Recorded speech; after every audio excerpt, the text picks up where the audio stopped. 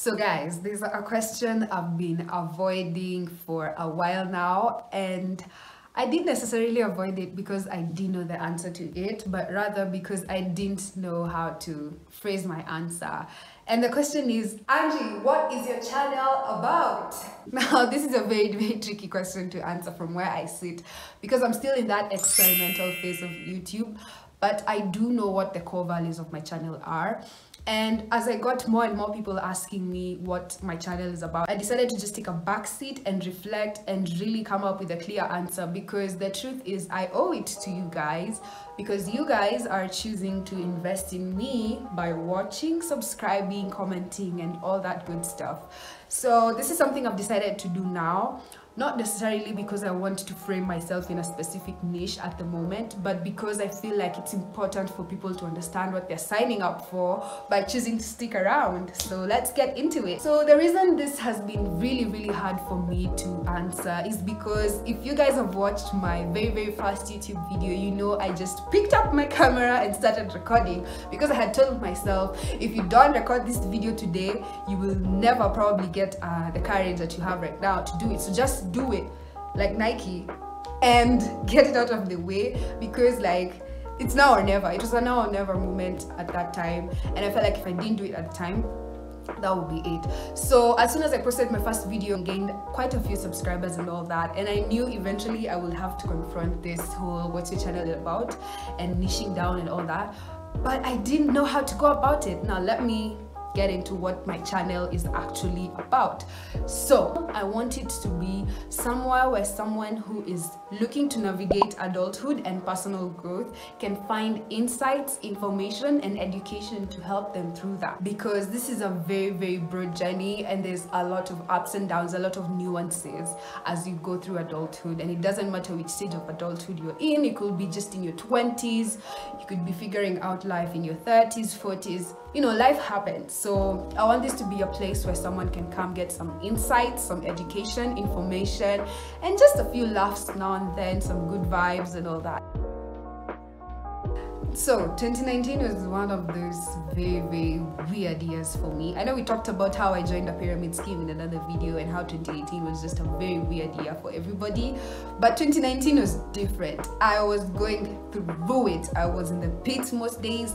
My emotional well-being was very bad. I remember my self-esteem was not the best. I was struggling to make friends in uni, something that I had never had to deal with because I am kind of an extrovert depending on the situation. So there was just a lot going on, and I couldn't even tell you why I was feeling that I was feeling. I think it was just growing pains because I was transitioning from being home and being free and now being in a new environment with, you know, a lot of smart people in my uni. I think I was also suffering from some, you know, imposter syndrome and all that. It was just a very overwhelming year for me, honestly. I even feel like my relationships suffered a little bit because I wasn't at my best, so I wasn't giving the people around me my best. I remember neglecting my friendships quite a bit. I don't know if my friends noticed it outrightly, but I was in the worst headspace I've ever been. And all that snowballed into 2020 when the COVID thing hit, and now we had to stay home, isolated. So there was a lot of things going on at once.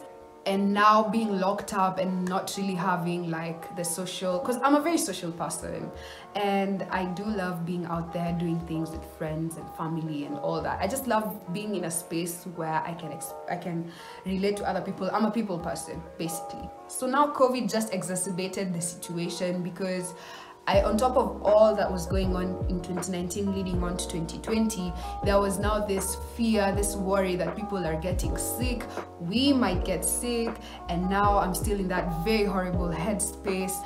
And on top of all that, I suffered a massive burnout because what happened was, since I was feeling so bad emotionally and mentally, I used to find escape in my work. I do work online here and there, and also schoolwork was coming in loads. So I decided to drown myself in all that to avoid all these negative feelings that I was feeling. So now what that did is that it gave me no time, no space to rest, and on top of all that, I'm already feeling like crap. So I suffered a massive burnout, and it was so bad. I remember I couldn't even get myself to leave the bed some days, and it was just a terrible place to be. So fast forward to 2021, and I decided to do something about it because I was like, why am I even feeling like this? It was getting annoying, it was getting really draining, just being in a terrible headspace. And on top of all that, I was really good at masking it, so the people around me didn't necessarily know I was going through stuff. And it's not like heavy stuff, it's just when you know that you're not in a good headspace, but you don't know what to do about it because you don't even understand why you feel sad all the time or why you feel like you're not good enough and all that. So this meant just looking inwards and asking myself questions like, why am I thinking the way I think? Why are my thoughts always negative? Why am I always anxious that something will happen, something that I don't like? Or why am I choosing to view like life in such a weird perspective that's not necessarily for my good? And why am I putting myself down all the time? And why am I overworking myself? So I just did all this work, and of course that part of that involved talking to a professional. But even after I finished all those sessions and all that, I decided to do more and just read about different mindsets, psychology here and there. I decided to focus on exercise that would optimize my feel-good hormones, my serotonin and all that. And I remember reading a lot of books between June 2021 and December 2021. So the more I stuck to that personal journey of just inquiring about why I think the way I think, why I choose to view life the way I view it and more, I felt myself changing. And the thing about working on yourself and pursuing personal growth and all that is that the changes that come, but they're very subtle. So one day you'll just wake up and you're like, I haven't felt bad in like 2 days. Wow, is there something in the water? So my progress was very gradual, but with time I started noticing like my confidence was way up than it ever had been. My sense of self-worth was improving, and even my faith, like just walking with God and all that, I was more confident and my faith was stronger, because at some point I used to think faith is just delusion, because if faith exists then why do bad things happen, that whole conversation. But just turning my thinking process kind of like 360 was just a whole different thing. I also started believing a lot in taking chances and just putting yourself out there and being shameless. And by being shameless, I mean just not being afraid to ask for something that you think you need and being confident in asking it.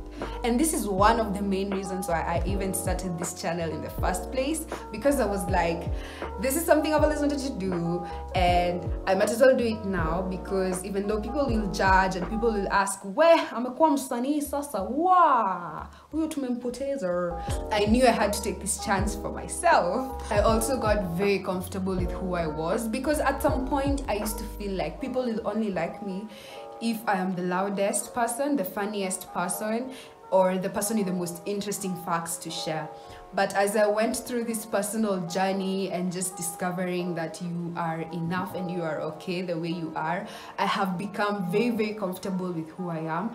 And the need to overdo things just so that people can take notice of you, or just so that people can be very impressed with you and rank you as the most interesting person they know, all that disappeared. Now, despite mentioning all that, of course the journey continues. There's still a few things that I struggle with. Sometimes my thoughts, negative thoughts, still come back, but now I have the tools to deal with them and to handle them. And I also know partly why some negative thoughts come in. And just being on this personal growth meant the whole world to me. It has kind of changed me for the better in more ways than I could ever cover in this video alone. So now that you know my what and my why, I just want to mention a few challenges that I've had coming into my truth and just accepting that I want my channel to be a certain way, because imposter syndrome is real. These thoughts will find you, and how you deal with them is the most important thing. I want to touch on this because I feel like I want to show you guys a realistic process to getting to where I am right now. So some of the things that made me take so long to decide to address this and even to find an answer for myself and for you guys is because I felt like I didn't have enough experience, I didn't have enough knowledge. Like, you know, I'm not a licensed therapist or psychologist, I'm not even in that line of study, I have barely lived life, I'm only in my 20s, I haven't really gone through like life-changing, you know, circumstances. So what makes me the person to give you guys tips and information about personal growth and navigating adulthood? So a lot of that was ringing in my head even as I was trying to find my path, and it kind of held me back because I was like, and yeah, well, you're right, I don't have all that. But at the same time, I had to also sit and reflect and kind of encourage myself, really, because, you know, I believe that you don't have to have all the information, or you don't have to be perfect when you're starting something out, or even when you're grown and you're thriving. You don't necessarily have to be perfect, you just have to be courageous enough to be the person to volunteer yourself as a guide, especially if it's information that you genuinely believe can change someone's life, or even if not changing their lives like completely, can at least impact a part of their lives. So I kind of remembered some video I watched from Ali Abdal where he was talking about almost the same thing, and he was just saying like part of his YouTube journey had that phase of where he was like, why am I the one giving this information when I'm not even like, you know, a guru in all these things? And he remembered that being a guide is better than being a guru, because it means you understand that you don't have all the information, and what that does is that it opens you up to information and correction and engagement with people who may know more than you. So I kind of also want to be like that, and I just want to put it out there right now that I am not a professional, but I still choose to volunteer this information to you guys because it has, some of the things have worked on me and some of the things have worked for other people who have spoken about them, and I just want my channel to be a source of hope, encouragement, information and education to anybody who wants to pursue this personal growth journey actively.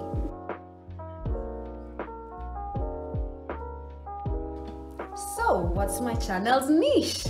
That's something else I of course struggled with, having not even defined my channel in the first place. But having said that my channel will focus about personal growth and navigating adulthood, I feel like some people may define me as a self-development channel, motivational channel, productivity channel. But here's the thing, I want my content to be in such a way that the core values remain the same, but how I choose to approach a topic or the perspective I adopt for a topic can vary. What do I mean? Just taking an example of the videos I've done so far. I've done a video about first impressions, I've done a video about pyramid schemes and how I joined them, I've done a video about overcoming mental resistance, I've done a video about the dumb phone era, and all this, the basic premise in all the videos was either growing yourself or navigating adulthood. Joining a pyramid scheme, I was navigating adulthood. First impression hacks is growth. Dumb phone era is both navigating adulthood and just growing yourself by avoiding the temptations and the resistance that comes with using your smartphone. So that's what I mean when I say that my approach to different topics will be very nuanced, but the core values remain the same. Short answer, you might call me a self-development channel, you may not. It's all up to you. Instead, what I choose to focus on is my target audience. Who am I hoping to attract with my content? I want to attract someone who is willing to work on themselves here and there to optimize their way of living and just pursue happier and healthier lives, the way they think and live, depending on how it applies in their lives. And that's it. I am very grateful for the progress so far. And if you'd like to see how I started out and why I had such a difficult time just making this video and deciding to take my stand, then watch my very first video up here, and I'll see you next time. Bye.